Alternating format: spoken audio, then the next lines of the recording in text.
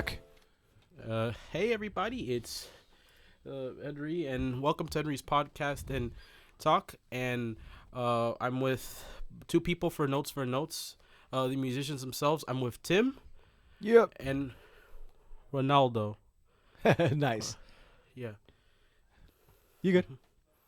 and I'm here to talk about the next mainline game in the series. The final Tekken game that came out for the new gen consoles for PS5, Xbox Series, and also for the PC. None other than Tekken 8 itself at its perfection. This is probably this game came out probably around January of 2024, and eventually this game easily became one of the best Tekken games to talk about. Okay. Can I see the package? Sorry. Yeah, go ahead. I absolutely love the box art that they went with this game, and this is the final game to finish off the Mishima Bloodline story. Got you. You want to tell us about the story coming into it?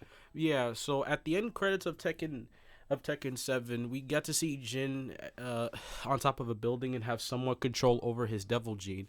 Tekken 8 takes place after 6 months after Tekken 7.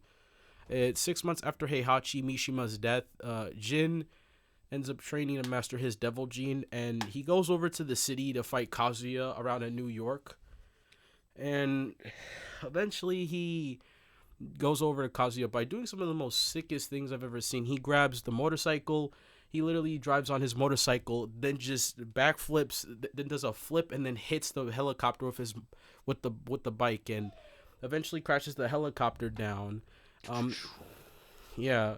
Eventually, Jin ends up trying to take on Kazuya. The two end up battling in the city, and eventually, Jin has to Kazuya forces Jin to use his devil gene. He does use it and does take the upper hand against Kazuya, but that forces Kazuya to go into his devil form, take down Jin, and eventually Jin ends up gets defeated by Kazuya because Kazuya ends up hitting him with a laser blast that ends up just knocking him out and falls under to the New York City debris. Eventually, Jin does have an image of the devil gene trying to reach and help him, but he refuses to help it. But he refuses because he thinks that it's just going to consume him again like last time. Because it ended up consuming him near the end parts of the battle, and he ended up losing because of that. And so after a week or so after Kazuya after Jin got lost to Kazuya, Kazuya just destroys all the satellites from the U.S. government. Okay. Completely stopping Just anybody just the U.S. government? Why just the U.S. government? Because he ends up because he's on a part to collect he's up for world domination. He's trying to take down everything in his path to get the world for himself, honestly. Hmm. And you said some of this takes place in New York. This takes place around New York. Eventually, Jin ends up fighting with Lars, so they spar to see how rusty Jin has gotten after the week of resting. And eventually, Lee ends up telling him that his physical nature has decreased a bit, and Lars tells Jin to use his devil form. He tries to, but then eventually is restricted to not using it because for some reason the power was rejecting him. And after probably that, Kazuya ends up announcing the King of Iron Fist Tournament 8. Jin ends up qualifying for it, and he becomes he ends up fighting against some of the people. A lot of other people end up becoming qualifiers for the King of Iron Fist Tournament 8. And so eventually Jin does meet one of the new characters that they add into Tekken, known as Reina. Reina is pretty much Heihachi's daughter. I don't know. Okay, so he's Kazuya's sister? Uh-huh. And Jin's aunt. Yeah. Cool. From logic terms like that, yeah, she's technically Jin's aunt, and but she's younger than Jin, though, so... Yeah. And she ends up seeing Jin and starts fighting him and Jin's trying his best to at least enter the tournament to regain control over his devil gene. Eventually, Jin does fight Reina, but Reina ends up showing that she's able to use Mishima styles of karate. And eventually, she does almost try to beat Jin, but eventually the devil gene responds and helps him again. And then Reina ends up losing, and then Hwoarang, one of Jin's rivals, ended up stepping in as one of as for the finals, and Jin ends up reawakening the devil gene during the fight, defeats Hwoarang with it, and moves on to be the the representative for Japan for the King of Iron Fist tournaments. Well, okay. Eventually, the Iron Fist Tournament 8 begins, and all the characters end up representing, but the one fight that Jin does is the fight against Leroy Smith, and Leroy ends up giving Jin some advice of him following with his heart and being able to get strong, not because of his devil gene inside of him, but because to get strong on his own and and follows what his heart tells him to do. Jin ends up defeating Leroy and ends up trying his best to take him and ends up winning against him. And then eventually the Iron Fist Tournament 8 is stopped because Kazuya was trying to do a plan. His plan was to revive Azazel again. Azazel, and Azazel's from another game, right? Uh-huh. He's from Tekken 6, the Tekken beast 6. that the devil thing that Jin defeated. But eventually, so how do I say this? Zafina was used as pretty much like something to stop Azazel from resurrecting by transplanting Azazel's power into her left arm. And she seeks out this guy named Claudio, who was introduced in Tekken 7. Claudio is like a marksman who ends up basically is able to take down and seal away the devil gene because of his light power, and he ends up basically defeating. I guess Kazuya ends up defeating Zafina. Like, he completely stops her and uses her to bring back Azazel by basically using his devil power to awaken him. Eventually Kazuya ends up fighting Azazel. Instead of Azazel trying to, take Kazuya says that, oh, you're going to become a part of me. And he defeats Azazel and absorbs his power into his own, becoming true Devil Kazuya. And so Jin wasn't able to defeat this, and eventually they have to end up making Jin go back to his home place where he was with Jun at Yakushima. And so Jin ends up going over to Yakushima with Xiao Yu and his sister Asuka, I guess cousin technically, but they end up going over to Yakushima, and Jin tells them about the whole thing with Ogre. Long story short, Ogre defeats Jun and technically burn the whole place burn Yakushima a bit because of his power. They go over to Yakushima, and Jin ends up having to go inside the place where Jun and him were at, and then eventually has to do some image training. Eventually, he ends up being in a dream where he has to fight his inner demon known as Devil Gene. He ends up telling Jin that he should just seek a path of vengeance, but Jin ends up saying that that's not what he wants, and that what he was doing was that he doesn't want to follow a path of vengeance. And so, Devil Jin starts to remind him of all the terrible things he's done, starting World War III, and telling him that how are you so unsimilar to Kazuya if you're willing to put the world in danger. Mm-hmm. And Jin basically says that the mistakes that I've done were able to help me move forward, but it's not. But he ends up saying that I can't just atonement won't come from just fighting alone, no matter what. Eventually, Jin defeats Devil Gene, and he's able to regain his devil powers again. And they were able to take it, and he was able to take down Devil Gene and make his power whole. Devil Gene, and the sad part is that Devil Gene was never really trying to take over Jin. He was always trying to protect him, no matter what. Like, he was always trying to help him, just to make sure that his enemies doesn't kill Jin. The Devil Gene always wants to protect him.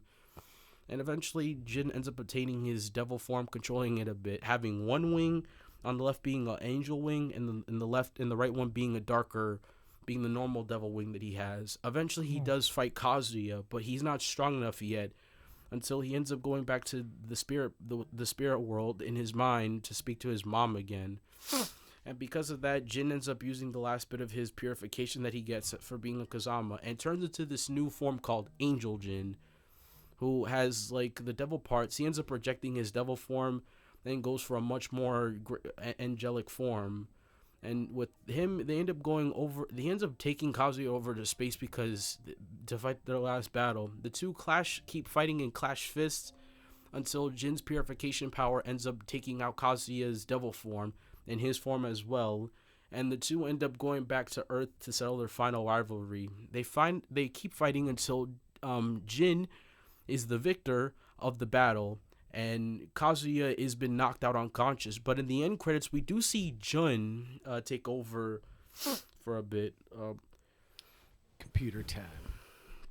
We end up seeing Jun in the end parts of that, and in the end credits, we get to see Reina after that, and she ends up basically saying that Heihachi is her father, and she ends up turning into she turns into Devil Reina. Yeah, apparently she also has the devil gene, which means we don't know what's gonna happen for Tekken 8 with the end credits, because we don't really, there's not much to talk about. All we know is that Reina now has the devil gene, and now we don't know what's gonna happen. Will Tekken 9 have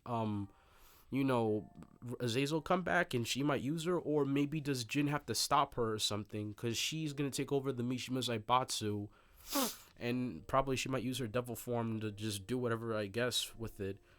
But either way, there was a secret thing about Jun. She technically didn't really die against Ogre. She was asleep the whole time. Apparently, she took Ogre to a specific place to fight in, where this is a place where the Kazamas are at, a special Kazama place, and she uses the last bit of her strength from the field that she was in order to be able to take down Ogre. But she ends up falling unconscious because her body was completely tired from it, and she starts sleeping and hearing the Kazama lullaby song. And apparently she's been asleep for so long, up to the point where Jin and Heihachi and Kazuya were all just fighting each other, and she woke up when Jin and Kazuya were the only two people left to settle their fight in the bloodline feud. And she does end up appearing, but we don't know what's going to happen. All we know from the battle pass is that, not from the battle pass, from the fight pass, that we got Eddie Gordo back in the game, and we're getting Lydia, a new character that was introduced from the 7th game into this one. We don't know what's going to happen now, but they're going to continue the story, and they're going to put Eddie in the game now in the story part. So cool. I can't wait to see what they're going to do with that. Cool. Nice.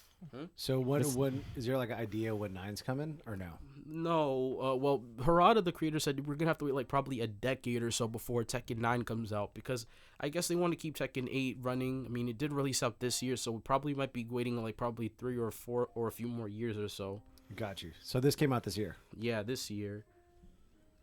Yeah, how did this one sell compared to the others? Well, the first part, it sold over 1 million throughout its first week run.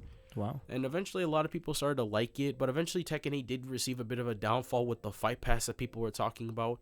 I mean, I don't really think it's that big of a deal. I mean, if you don't want to pay for the premium edition, then that's perfectly fine. Mm-hmm. But that's the thing, though, too, is like in all the that's like our world now is all premiums. Like it's like HBO and then HBO no Max, commercials. Yeah, and, you know what I mean? And then now it's Hulu no commercials. Exactly. Yeah. And now it used to just be games, and now that everything's changed, it's like. So what is the Fighter Pass? What was it called? Well, it's pretty much free if you have to. Like, it gives you a bunch of free stuff as well for just playing the game either way. But you could also upgrade. Yeah. Gotcha. Yeah. Downloadable content. Yeah. DLC stuff to continue. Mm-hmm. The story sounds like it's pretty intense. Yeah. Yeah, it's just to settle off Jin and Kazuya now, since Heihachi's gone now. Yeah. What were But it also sets up a Tekken 9, which is interesting. Yeah. What's your rating on it? I give it, honestly, a 10 out of 10 on this one. I absolutely love this new game in the series. I really like it. It's actually really cool. My favorite character to play with is definitely with Devil Jin. They gave him one of my... I absolutely love the Tekken 8 outfits that they gave for all the characters. I like Jin's outfit. I like how he went for a much more...